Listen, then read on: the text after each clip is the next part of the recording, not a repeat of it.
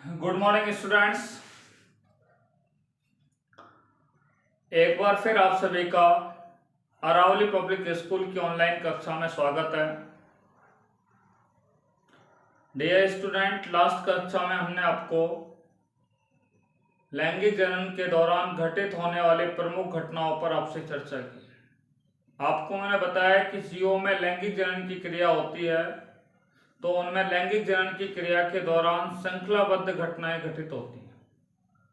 लैंगिक जनन के दौरान मुख्य रूप से 3 प्रमुख घटनाएं घटित होती है। नंबर 1 निषेचन पूर्व अवस्था, नंबर 2 निषेचन अवस्था, नंबर 3 निषेचन पश्च अवस्था। निषेचन पूर्व अवस्था के बारे में हमने आपसे चर्चा की कि निषेचन पूर्व अवस्था को मुख्य रूप से 2 भागों में बांटा गया है। नंबर 1 युग्मकों का निर्माण और दूसरा था युग्मकों का संलयन। ठीक है, हम आपसे जो बात की थी लास्ट वीडियो में, हमने आपको बताया कि भिन्न भिन्न जो जीव होते हैं उनमें युग्मकों के निर्माण की क्रिया के दौरान 3 प्रकार के अर्धसूत्र विभाजन होते हैं। नंबर 1 बीजाणु का अर्धसूत्र विभाजन, नंबर 2 युग्मनज अर्धसूत्र विभाजन और नंबर 3 जो होता है उसका नाम है युग्मक अर्धसूत्र विभाजन।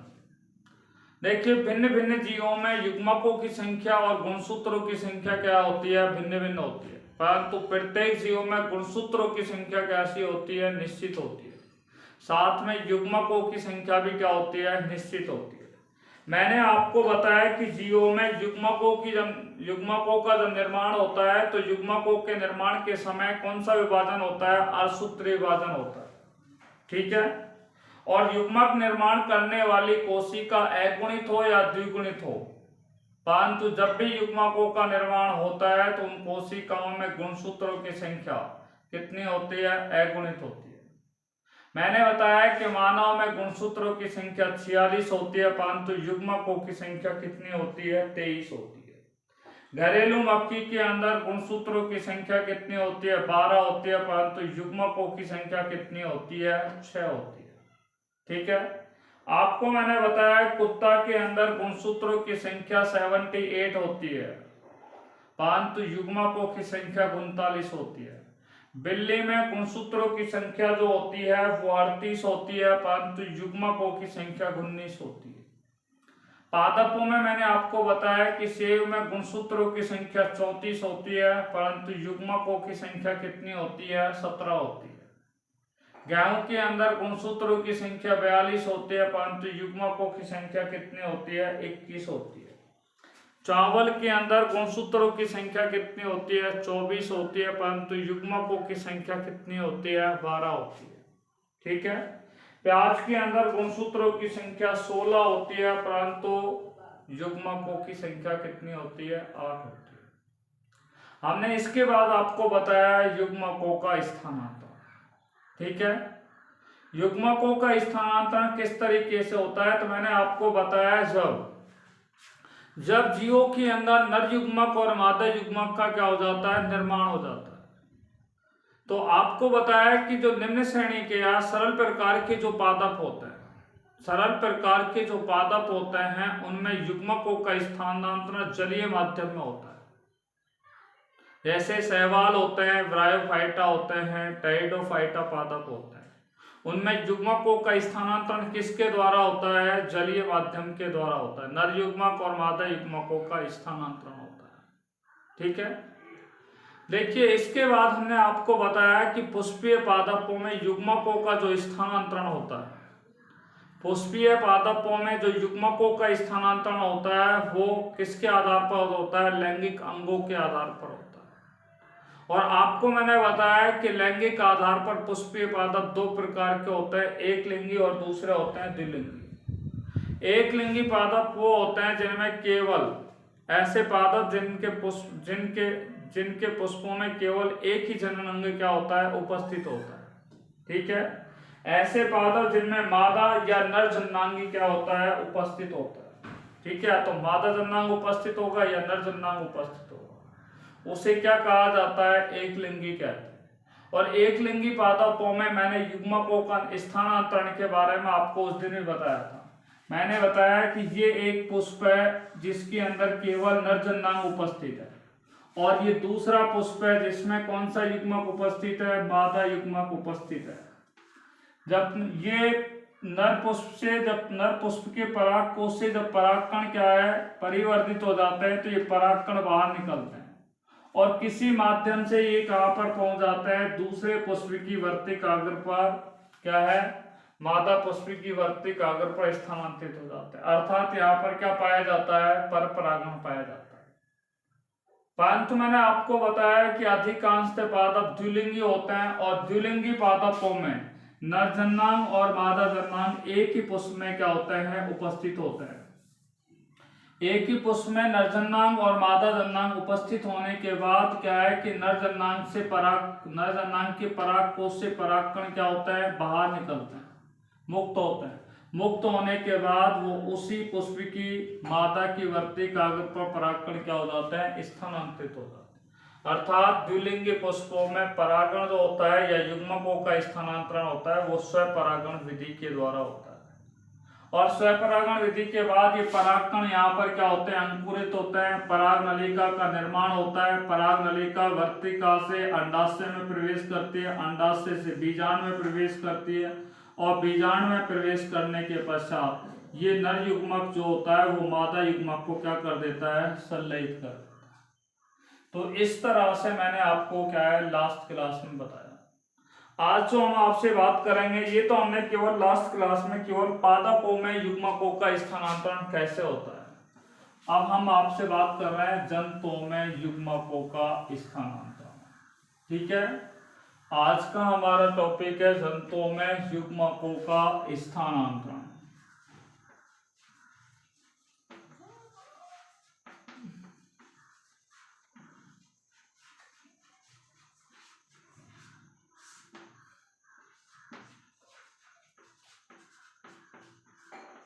जंतुओं में युग्मकों का स्थानांतरण पर हम बात कर रहे हैं।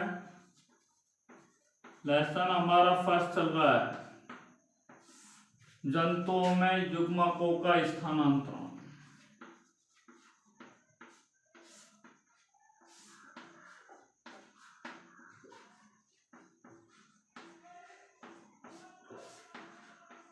युग्मकों का स्थानांतरण, ठीक है। देखिए जंतुओं में युग्मकों का स्थानांतरण किस प्रकार से होता है। आपको मैं बता दूं जंतु मुख्य रूप से दो प्रकार के होता है। एक जंतु होता है अंडप्रजक और दूसरे होते हैं सजीव प्रजक। एक को बोलते हैं ओविपेरस और दूसरे को बोलता है विविपेरस। अंडप्रजक वे जंतु होते हैं जो बाह्य वातावरण में अंडे देते हैं और अंडे देने के बाद वो अंडे बाह्य वातावरण में निषेचित होकर के नई संतति का क्या करते हैं, निर्माण करते हैं। जैसे मेंढक है, छिपकली है, ठीक है, ये अंडप्रजक जंतु होते हैं। सजीव प्रजक जंतु कौन से होते हैं, ऐसे जंतु जिनके द्वारा अंडा जो होता है वो किसी जीव के शरीर के अंदर दिया जाता है और किसी जीव के शरीर के अंदर ही क्या है उस अंडे का निषेचन होता है और उस जीव का परिवर्धन भी कहाँ होता है, उस जीव के शरीर के अंदर होता है। वो कहलाते हैं सजीव प्रजक। गाय, भैंस, मानव, ठीक है, ये सारे सजीव प्रजक में आते हैं। पक्षी वर्ग है, उभयचर वर्ग है, ठीक है, तो ये किसके अंदर आते हैं, अंडप्रजक जंतुओं के अंतर्गत आते हैं। ठीक है, तो आपको मैंने बताया जंतु दो प्रकार का होता है, एक अंडप्रजक जंतु, दूसरे होते हैं सजीव प्रजक जंतु। देखिए हम बात करते हैं अंडप्रजक जंतुओं में युग्मकों का स्थानांतरण कैसे होता है। कौन से जंतुओं में, अंडप्रजक जंतुओं में युग्मकों का स्थानांतरण किस प्रकार से होता है। ठीक है, तो अंडप्रजक जो जंतु होते हैं उनमें क्या है, नर युग्मक और मादा युग्मक का क्या हो जाता है, निर्माण हो जाता है। नर युग्मक और मादा युग्मक जब उनके अंदर निर्मित हो जाते हैं तो निर्मित होने के पश्चात नर और मादा जो जंतु होते हैं वो अपने युग्मकों को जलीय माध्यम में क्या कर देते हैं, त्याग देते हैं, जलीय माध्यम में छोड़ देते हैं। यानी कि नर युग्मक और मादा युग्मक को जब जलीय माध्यम में क्या कर दिया जाता है, छोड़ दिया जाता है, तो ये युग्मक क्या होता है, गतिशील होते हैं। ठीक है, और गतिशील होने के पश्चात ये युग्मक एक दूसरे से को क्या करते हैं, एक दूसरे से ये युग्मक आपस में मिलते हैं और क्या है, युग्मकों का क्या हो जाता है, संलयन हो जाता है। तो ये हमारा यहाँ पे हमने दो बातें कर ली, युग्मकों का स्थानांतरण भी हो गया और युग्मकों का क्या हो गया, संलयन हो गया। जब दो युग्मक आपस में एक दूसरे के क्या आ जाएंगे, निकट आ जाएंगे, तो निकट आने के बाद उनका आपस में क्या हो जाता है, संलयन हो जाता है, वो कहलाता है युग्मकों का संलयन। ठीक है, अर्थात वहां पे निषेचन की क्रिया क्या हो जाती है, प्रारंभ होती है। उच्च श्रेणी के जो जंतु होते हैं जिन्हें हम सजीव प्रजनक जंतु कहते हैं, इन जीवों में नर और मादा युग्मक का निर्माण होता है। जैसे मानव के अंदर किनका निर्माण होता है, नर युग्मक का भी और मादा युग्मक का क्या होता है, यहाँ पर निर्माण होता है। जब इनमें युग्मकों का निर्माण हो जाता है तो नर और मादा क्या करते हैं, लैंगिक जनन की क्रिया करते हैं, अर्थात ये मैथुन की क्रिया में भाग लेते हैं। ठीक है, या लैंगिक संभोग की क्रिया करते हैं। तो नर के द्वारा मादा की योनि के अंदर क्या छोड़ दिया जाता है, इन नर युग्मकों को छोड़ दिया जाता है। ठीक है, तो ये छोड़ने के पश्चात ये नर युग्मक क्या होता है, गतिशील होता है। मादा युग्मक क्या है, गतिशील नहीं होता है, अचल अवस्था में होता है। और ये नर युग्मक कहाँ पर पहुंच जाते हैं, मादा के पास स्थानांतरित हो जाते हैं, मादा के पास पहुंच जाते हैं। जब नर युग्मक मादा युग्मक के पास पहुंच जाते हैं तो उसके बाद क्या होता है, युग्मकों का संलयन होता है। यानी कि नर का ये स्पर्म हो गया, शुक्राणु हो गया, माताओं का क्या हो गया, अंडाणु हो गया। ये शुक्राणु किसके अंदर प्रवेश कर जाएगा, अंडाणु के अंदर क्या है, प्रवेश कर जाता है। जिस क्रिया को क्या कहते हैं, युग्मक संलयन की क्रिया कहते हैं। कौन सी क्रिया कहते हैं, युग्मक संलयन की क्रिया। तो अंड प्रजक जंतुओं में तो क्या है कि जब युग्मकों का निर्माण हो जाता है तो अंड प्रजक जंतुओं के द्वारा नर युग्मक और मादा युग्मक को क्या है, जल के अंदर छोड़ दिया जाता है। और ये युग्मक क्या है, गतिशील होते हैं और संयोगवश ये नर और मादा युग्मक आपस में एक दूसरे से क्या है, मिल जाते हैं। मिलने के पश्चात नर और मादा युग्मक का क्या हो जाता है, संलयन हो जाता है। ठीक है, तो ये तो हो गया अंड प्रजक जंतु। सजीव प्रजक में मैंने मानव का उदाहरण दिया कि नर और मादा होते हैं। ठीक है, नर और मादा जंतुओं में जब युग्मकों का निर्माण होता है, नर युग्मक का और मादा युग्मक का जब निर्माण हो जाता है तो लैंगिक संभोग की क्रिया करते हैं, मैथुन की क्रिया करते हैं। क्रिया करने के पश्चात क्या है, यहाँ पर युग्मक क्या हो जाते हैं, आपस में एक दूसरे के पास क्या है, गति करते हैं। ठीक है, और गति करने के पश्चात युग्मकों का क्या हो जाता है, संलयन हो जाता है। ठीक है, तो ये कहलाएगा जंतुओं में युग्मकों का स्थानांतरण।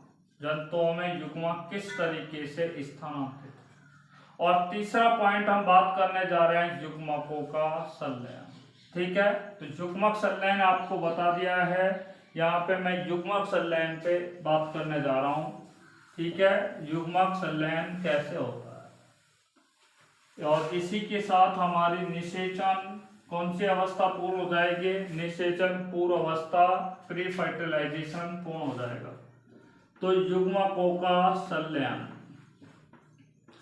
युग्मकों का संलयन इंग्लिश में बोलते हैं गैमेट फ्यूजन। ठीक है, क्या बोल रहे हैं, गैमेट फ्यूजन पर हम बात कर रहे हैं, गैमेट फ्यूजन। ठीक है, देखो गैमेट फ्यूजन किस तरीके से आप देख रहे हो यहां पर हो रहा है। गैमेट फ्यूजन किस तरीके से जंतुओं के अंदर हो रहा है।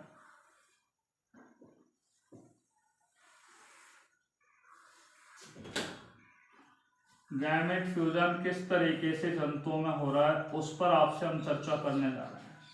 ठीक है, यहाँ पर सबसे पहले आप देखिए ये क्या है, ये इनकन ओविडक्ट होती है।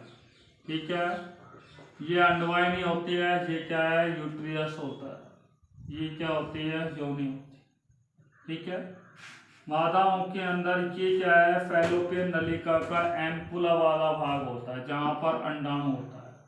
ठीक है, अब क्या है कि मादा के अंदर ये मादा युग्मक का निर्माण हो गया और नर युग्मक क्या है आएगा। कैसे आएगा कि ये नर और मादा दोनों आपस में लैंगिक संभोग की क्रिया करता है।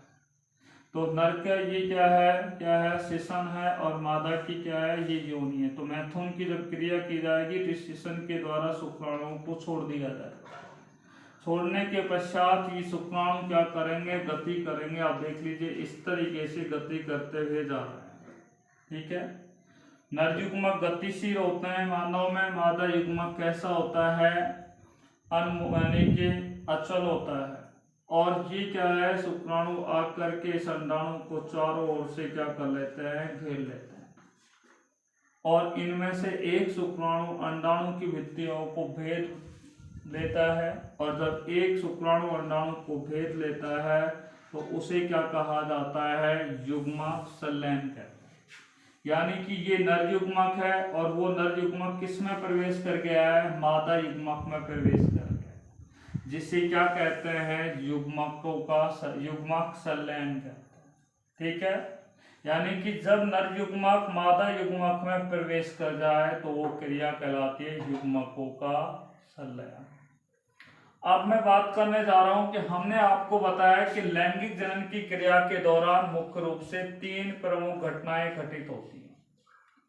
ठीक है, निषेचन पूर्वावस्था, निषेचन पश्चावस्था और निषेचन अवस्था, जिनमें हमेशा निषेचन पूर्व अवस्था के बारे में पढ़ लिया और आपको बताया कि निषेचन पूर्व अवस्था जो है वो मुख्य रूप से 2 भागों में बटी होती है। पहला भाग मैंने बताया युग्मकों का निर्माण, इसी का बीच का भाग जो हमने आपको बताया नहीं वैसे पढ़ा है, जिसका नाम है युग्मकों का स्थानांतरण। और युग्मकों के स्थानांतरण के बाद क्या होता है, युग्मकों का संलयन होता है। युग्मकों का क्या होता है, संलयन होता है। तो ये निषेचन पूर्व अवस्था के बिंदु। और युग्मकों के संलयन में आप क्या देख रहे हो कि नर युग्मक है वो किस में प्रवेश कर गया है, मादा युग्मक में प्रवेश कर जाए तो उसे युग्मक संलयन या उसे क्या कहा जाता है, सिनगैमी कहा जाता है। आपसे पूछा जाए कि सिनगैमी किसे कहा जाता है, सिनगैमी जब नर युग्मक मादा युग्मक में एंटर कर जाए, प्रवेश कर जाए तो उसे सिनगैमी कहा जाता है। उसे क्या कहा जाता है, सिनगैमी कहा जाता है। क्लियर बात समझ में आ गई होगी। ठीक है, अब हम देखिए लैंगिक जनन की 3 प्रवस्थाएं हमने बात की। निषेचन पूर्व अवस्था कंप्लीट हो गई है। इसके बाद हम बात करने जा रहे हैं निषेचन अवस्था के बारे में। ठीक है, देखिए तो निषेचन अवस्था क्या है आप देखिए। तो निषेचन क्या है, आपने देखा कि ये नर युग्मक है, देखिए ये वाला नर युग्मक है, ये मादा युग्मक। ठीक है, जब ये नर युग्मक मादा युग्मक में क्या कर जाए, प्रवेश कर जाए, ये कौन सी क्रिया कहलाती है, युग्मक संलयन की क्रिया कहलाती है। ये क्रिया यहां तक आपकी किस में आ गई, निषेचन पूर्व अवस्था तक आ गया। और जब इनका नर युग्मक का केंद्रक और मादा युग्मक का केंद्रक दोनों आपस में संलयित हो जाए, अर्थात दोनों के केंद्रक आपस में मिल जाए। ठीक है, जब दोनों के केंद्रक आपस में मिल जाएंगे, ठीक है, ये मिल गया तो किसका निर्माण होगा, युग्मनज का निर्माण होगा। और इसको क्या कहा जाता है, निषेचन अवस्था कहा जाता है। और निषेचन के दौरान जो युग्मनज का निर्माण होगा उसमें गुणसूत्रों की संख्या कितनी होती है, द्विगुणित होती है। ठीक है, निषेचन की परिभाषा क्या हुई, देखिए कि जब नर युग्मक और मादा युग्मक के केंद्रक आपस में संलयित हो जाए, नर युग्मक और मादा युग्मक के केंद्रक आपस में संलयित होने की क्रिया को क्या कहा जाता है, क्या कहा जाता है, निषेचन कहा जाता है।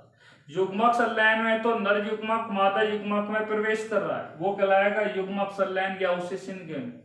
प्रवेश करने के पश्चात जब दोनों नर युग्मक और मादा युग्मक के केंद्रक आपस में क्या हो जाए, संलयित हो जाए तो उसे क्या कहते हैं, निषेचन कहते हैं। निषेचन की स्पेसिफिक परिभाषा क्या हुई कि जब नर युग्मक और मादा युग्मक के प्राक केंद्रकों के संतुलन को, प्राक केंद्रकों के संलयन की क्रिया को निषेचन कहा जाता है। नर युग्मक, नर व मादा युग्मक के, नर व मादा युग्मक के प्राक केंद्रकों के संलयन की क्रिया को, प्राक केंद्रक, प्राक केंद्रकों के संलयन की क्रिया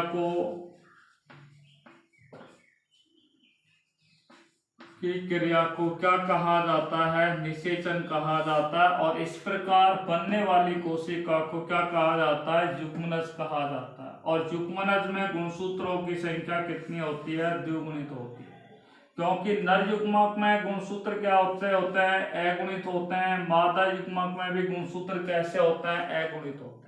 जब नर युग्मक मादा युग्मक में प्रवेश कर जाता है तब वो द्विगुणित हो गया, पर जैसे उनके दोनों के केंद्रक आपस में संलयित हो जाएगा तो निषेचन की क्रिया हो जाएगी, और निषेचन के पश्चात एक कोशिकीय संरचना का निर्माण हो जाता है, जिसे क्या कहा जाता है?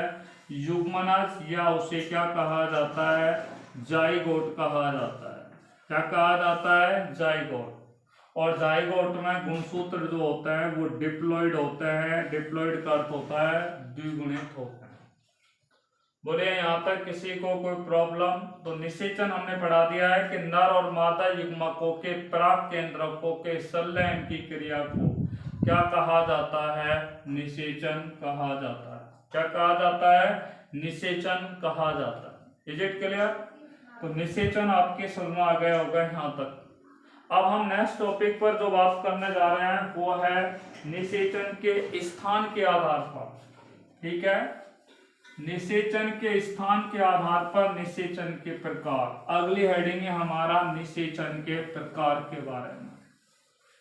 देखिए, बात करते हैं निषेचन के प्रकार। देखो भाई, अगला हेडिंग है हमारा निषेचन के प्रकार। निषेचन के प्रकार,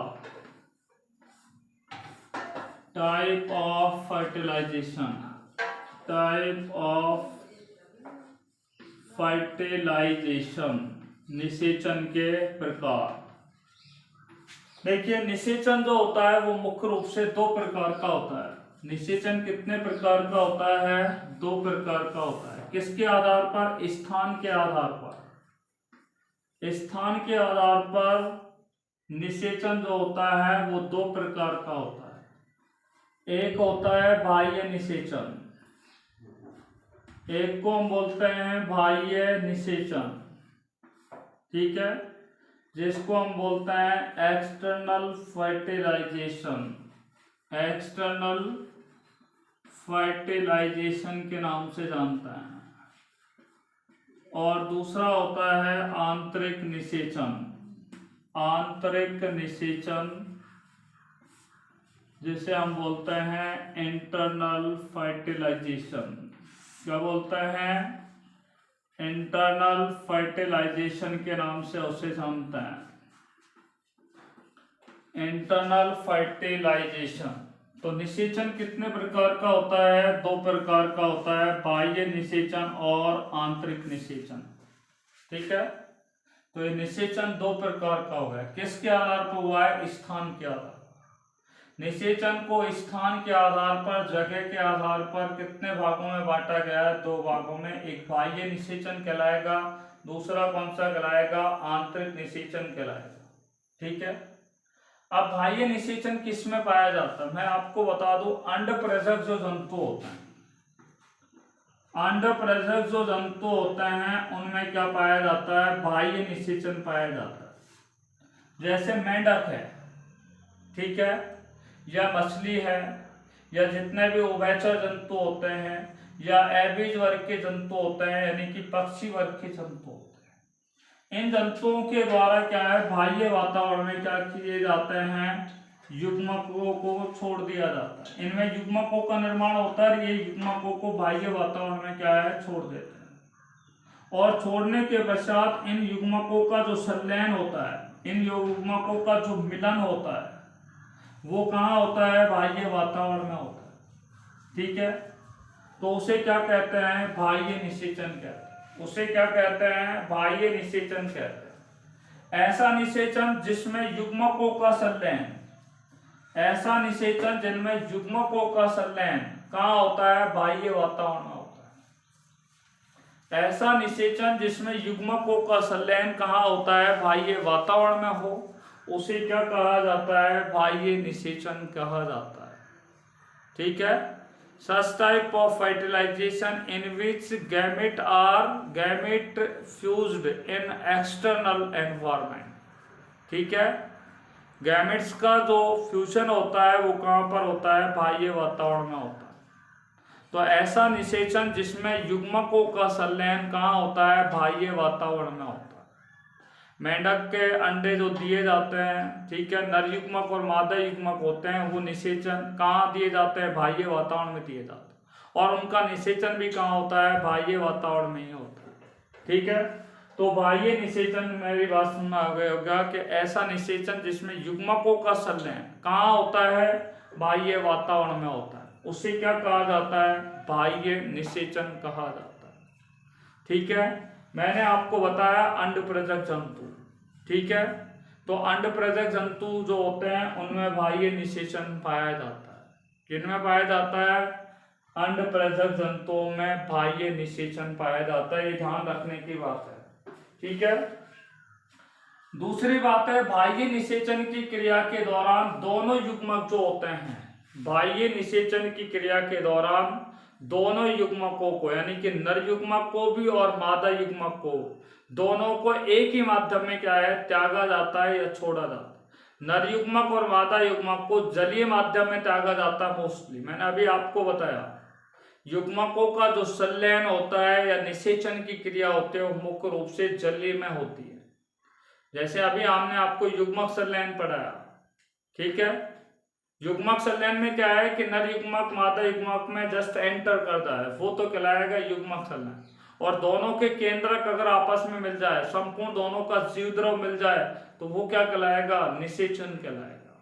ठीक है, तो यहाँ पर आपने देखा बाह्य निषेचन की जो क्रिया होती है उसके अंदर क्या है कि दोनों प्रकार के जो युग्मक होते हैं वो एक ही माध्यम में क्या होते हैं, संलयित होते हैं। किसमें संलयित होते हैं, एक ही माध्यम के अंदर क्या होते हैं, संलयित होते हैं।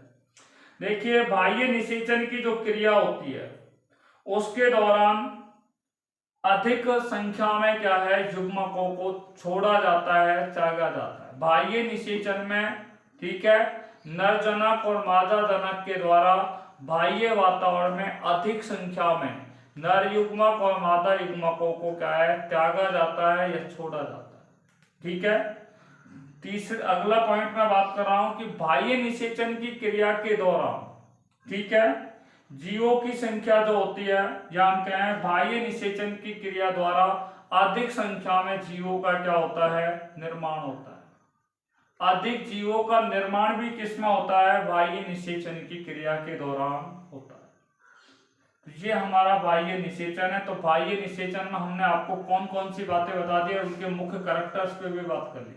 ऐसा निषेचन जिसमें युग्मकों का संलयन कहाँ होता है, बाह्य वातावरण में होता है, उसे बाह्य निषेचन कहते हैं। बाह्य निषेचन में नर युग्मक और मादा युग्मक जो होंगे उनको एक ही माध्यम में क्या है, दोनों युग्मकों को एक ही माध्यम में छोड़ा जाता है। तीसरा बिंदु है कि नर युग्मक और मादा युग्मक जो होते हैं उनको अधिक मात्रा में जनकों के द्वारा जलीय माध्यम में क्या है, छोड़ा जाता है। और लास्ट मैंने आपको बताया है कि बाह्य निषेचन जो होता है वो अंडप्रजक जीवों में पाया जाता है। और उससे भी लास्ट मैंने आपको बताया है कि बाह्य निषेचन जो होता है, बाह्य निषेचन जो होता है, उस बाह्य निषेचन की क्रिया द्वारा बहुत अधिक संख्या में नई संततियों का या नए जीवों का क्या होता है, निर्माण होता है। ठीक है, बाह्य निषेचन क्लियर हो गया। अब मैं बात कर रहा हूं आंतरिक निषेचन। देखो, आंतरिक निषेचन किसमें होता है, सजीव प्रजक जंतुओं में पाया जाता है। आंतरिक निषेचन जो होता है वो सजीव प्रजक जंतुओं में पाया जाता है, जिसमें अंडे का निर्माण भी शरीर के अंदर होता है, यानी कि मादा युग्मक का निर्माण कहाँ होता है, अंदर होता है।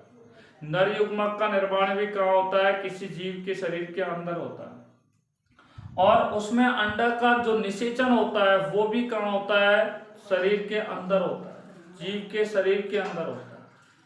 ठीक है, अर्थात वे जीव जिनमें युग्मकों का संलयन किसी जीव के शरीर के अंदर हो उसे क्या कहा जाता है, आंतरिक निषेचन कहा जाता है। मानव में निषेचन की क्रिया जो होती है वो अंडवाहिनी के एम्पुला अर्थात तुम्बिका वाले स्थान पर होता है। मानव में जो निषेचन की क्रिया होती है वो कहाँ पर होती है, अंडवाहिनी के तुम्बिका वाले स्थान पर होती है। और अंडवाहिनी का तुम्बिका क्या होता है, ये अंडवाहिनी का क्या होता है, मुड़ा हुआ भाग होता है, जहां पर क्या है, निषेचन की क्रिया होती है। यानी कि निषेचन बाह्य वातावरण में नहीं हो रहा है, निषेचन कहाँ हो रहा है, किसी जीव के शरीर के अंदर हो रहा है, उनके विशिष्ट अंगों के अंदर हो रहा है। तो इस प्रकार के निषेचन को क्या कहा जाएगा, आंतरिक निषेचन कहा जाएगा। तो ऐसा निषेचन जिसमें युग्मकों का संलयन कहाँ होता है, किसी जीव के शरीर के अंदर हो। ऐसा निषेचन जिसमें युग्मकों का संलयन किसी जीव के शरीर के अंदर होता है उसे क्या कहा जाता है, आंतरिक निषेचन कहा जाता है, इंटरनल फर्टिलाइजेशन कहा जाता है। जबकि आपको मैंने बोला था कि आंतरिक निषेचन जो होता है उसमें केवल नर युग्मक को ही एक विशेष माध्यम के अंदर क्या है, छोड़ा जाता है, मादा युग्मक को नहीं छोड़ा जाता था। मादा युग्मक तो अचल होता है, गतिशील नहीं होता है। ठीक है, इसलिए केवल नर युग्मक को ही किसमें छोड़ा जाता है, एक विशेष माध्यम के अंदर क्या है, छोड़ा जाता है। नर युग्मक जो होता है उसको बहुत अधिक संख्या में छोड़ा जाता है। ठीक है, परंतु आपको ये याद रखनी है कि आंतरिक निषेचन की क्रिया के दौरान, ठीक है, जो नई संतति का निर्माण होता है वो बहुत ही क्या होती है, कम होता है। यानी कि बहुत ही कम नई संततियों का निर्माण किसके जरिए होता है, आंतरिक निषेचन के जरिए होता है। यस, हमने अभी तक स्थान के आधार पर निषेचन कितने प्रकार के होते हैं, 2 प्रकार का होता है। एक होता है बाह्य निषेचन और दूसरा कौन सा होता है, आंतरिक निषेचन होता है। ठीक है, एक होता है बाह्य निषेचन और दूसरा कौन सा होता है, आंतरिक प्रकार का निषेचन होता है। आंतरिक निषेचन हमने बताया कि ऐसा निषेचन जिसमें युग्मकों का निर्माण एवं ऐसा निषेचन जिसमें युग्मकों का संलयन किसी जीव के शरीर के अंदर होता है उसे आंतरिक निषेचन कहते हैं। आंतरिक निषेचन की कुछ विशेषताएं हमने यहाँ पर बताई कि आंतरिक निषेचन में केवल नर युग्मक को केवल एक माध्यम के अंदर छोड़ा जाता है, केवल नर युग्मक को ही माध्यम में छोड़ा जाता है, एक विशेष माध्यम में छोड़ा जाता है। आंतरिक निषेचन सजीव प्रजक जंतुओं में पाया जाता है। आंतरिक निषेचन की क्रिया के दौरान बहुत ही कम संख्या में, ठीक है, मादा युग्मक काम में आते हैं, परंतु नर युग्मकों को बहुत अधिक संख्या में वहां पर क्या है, छोड़ा जाता है। आंतरिक निषेचन की क्रिया के दौरान, ठीक है, कम संततियों का या नए जीवों का निर्माण कैसा होता है, कम होता है। ठीक है, तो यहाँ पर हमने आपसे बात कर ली है आंतरिक निषेचन और बाह्य निषेचन के बारे में। तो अभी तक हमने देखी है लैंगिक जनन के दौरान घटित होने वाली प्रमुख घटनाओं पर आपसे बात की, और लैंगिक जनन की क्रिया के दौरान 2 प्रमुख घटनाएं घटित 3 प्रमुख घटनाएं घटित होती है, निषेचन पूर्व अवस्था, निषेचन अवस्था और निषेचन पौष अवस्था। निषेचन पूर्व अवस्था को हमने 3 भागों में बांटा, मुख्य रूप से 2 भागों में बांटा है। 3 भाग कौन से हैं, निषेचन, युग्मकों का निर्माण, दूसरा मैंने बताया युग्मकों का स्थानांतरण और तीसरा बताया युग्मकों का संलयन। ठीक है, जब नर और मादा में युग्मकों का निर्माण हो जाता है तो नर और मादा युग्मक आपस में क्या होते हैं, एक दूसरे के पास पहुंचते हैं, और पहुंचने के बाद उनका क्या हो जाता है, संलयन हो जाता है, जिसे युग्मक संलयन या सिनगैमी कहा जाता है। और जब दोनों के नर युग्मक और मादा युग्मक आपस में संलयित हो जाए, ठीक है, तो उसे क्या कहा जाता है, निषेचन कहा जाता है। नर युग्मक और मादा युग्मक के प्राक केंद्रकों के संलयन की क्रिया को क्या कहा जाता है, क्या कहा जाता है, निषेचन कहा जाता है। देखिए, स्थान के आधार पर निषेचन जो होता है वो 2 प्रकार का होता है, एक बाह्य निषेचन, दूसरा होता है आंतरिक निषेचन। ऐसा निषेचन जिसमें युग्मकों का संलयन कहाँ होता है, बाह्य वातावरण में होता है, उसे बाह्य निषेचन कहते हैं। और ऐसा निषेचन जिसमें युग्मकों का संलयन कहाँ पर होता है, युग्मकों का जो संलयन होता है वो कहाँ पर होता है, मैंने आपको बताया किसी जीव के शरीर के अंदर होता है, उसे क्या कहा जाता है, आंतरिक निषेचन कहा जाता है। ठीक है। अब देखिए हम नेक्स्ट टॉपिक पर आपसे चर्चा करने जा रहे हैं और वो हमारा टॉपिक है निषेचन, बाह्य निषेचन और आंतरिक निषेचन में अंतर, difference between external fertilization and internal fertilization. बाह्य निषेचन और आंतरिक निषेचन में हम क्या पढ़ने जा रहे हैं, अंतर पढ़ने जा रहे हैं। ठीक है। बाह्य निषेचन व आंतरिक निषेचन में अंतर, आंतरिक निषेचन में अंतर। देखो बाह्य निषेचन और आंतरिक निषेचन में क्या अंतर है, उन अंतरों पर आपसे बात करने जा रहे हैं। बाह्य निषेचन और आंतरिक निषेचन में क्या अंतर है, डिफरेंस बिटवीन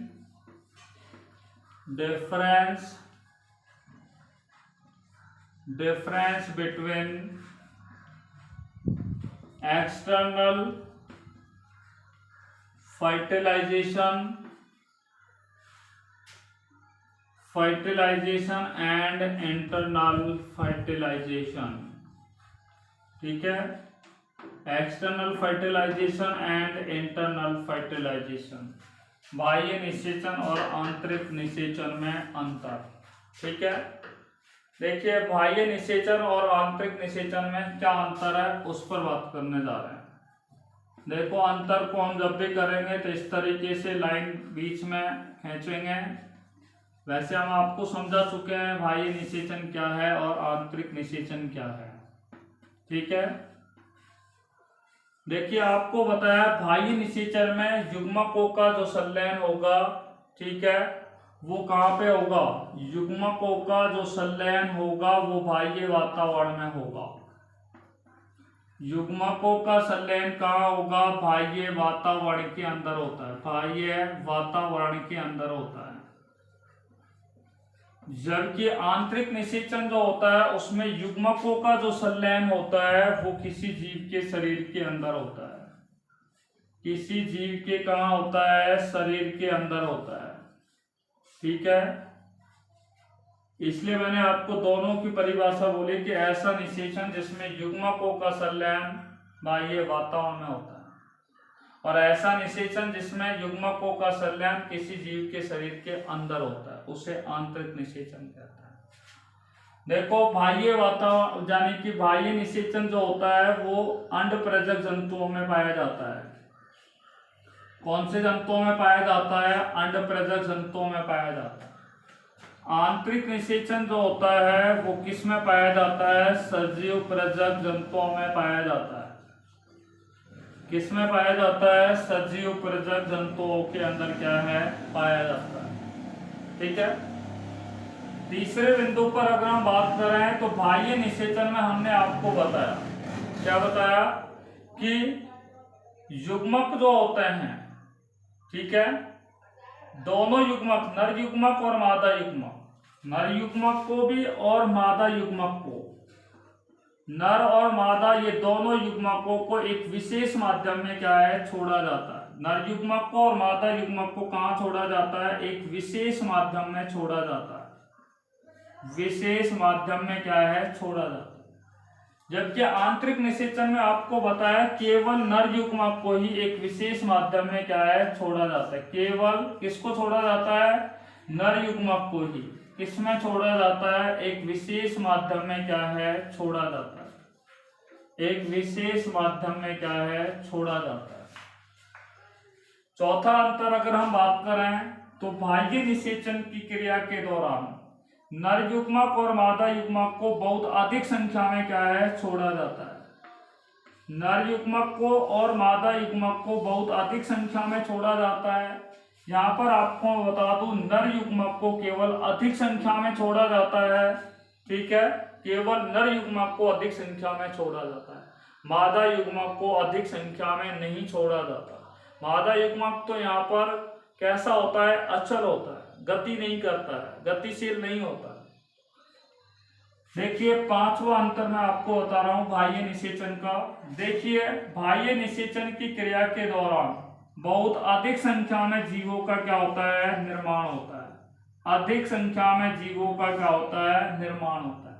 जबकि आंतरिक निषेचन की क्रिया द्वारा बहुत कम संख्या में जीवों का क्या होता है, निर्माण होता है। बहुत कम संख्या में जीवों का निर्माण होता है। तो एक बार फिर मैं रिपीट कर रहा हूं, युग्मक बाह्य निषेचन जो होता है उसमें युग्मकों का संलयन बाह्य वातावरण में होता है, जबकि आंतरिक निषेचन में युग्मकों का संलयन किसी जीव के शरीर के अंदर होता है। बाह्य निषेचन अनुप्रजक जंतुओं में होता है, जबकि आंतरिक निषेचन सजीव प्रजक जंतुओं में पाया जाता है। बाह्य निषेचन में नर और मादा युग्मक दोनों युग्मकों को एक विशेष माध्यम में छोड़ा जाता है, जबकि आंतरिक निषेचन के अंदर केवल नर युग्मकों को ही केवल एक विशेष माध्यम के अंदर क्या है, छोड़ा जाता है। बाह्य निषेचन में मैंने आपको बताया कि नर युग्मक और मादा युग्मक को बहुत अधिक संख्या में क्या है, छोड़ा जाता है, जबकि आंतरिक निषेचन में केवल नर युग्मक को ही अधिक संख्या में छोड़ा जाता है, मादा युग्मक को नहीं छोड़ा जाता। बाह्य निषेचन के द्वारा जो जीवों का निर्माण होता है, नए जीवों का या नई संतति का निर्माण होता है, वो बहुत अधिक होता है। बाह्य निषेचन जो होता है उसमें अधिक संख्या में जीवों का क्या होता है, निर्माण होता है। आंतरिक निषेचन में बहुत कम संख्या में जीवों का क्या है, निर्माण होता है, या बहुत कम संततियों का क्या होता है, निर्माण होता है। आपको मैं बता दूं बाह्य निषेचन जो होता है वो संयोगवश होता है, संयोगिक होता है। ठीक है, बाह्य निषेचन कैसा होता है, संयोगिक होता है। ठीक है, नर और मादा का अगर मिलन हो जाएगा तो नई संतति का निर्माण होना संभव है, और यदि उनको छोड़ने के बावजूद भी, नर और मादा युग्मक को छोड़ने के बाद भी यदि उनका निषेचन नहीं हो तो यहाँ पर ये क्या कहलाएगा, संयोगिक हो। जबकि आंतरिक निषेचन जो होता है वो अधिकतर होने की क्या रहती है, संभावना बनी रहती है। ठीक है, तो आज हमने केवल लैंगिक जनन की केवल एक अवस्था के बारे में पढ़ा है, एक घटना के बारे में पढ़ा है, और वो निषेचन अवस्था पर पढ़ा है। यहाँ पर इंपॉर्टेंट है निषेचन क्या है।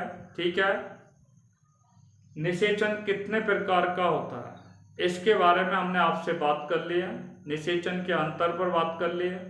नेक्स्ट वीडियो में जो हम आपसे चर्चा करेंगे वो करेंगे निषेचन पश्च अवस्था पर बात करेंगे। Till then, all of you take care by Corona. Be safe, be happy. Thanks very much.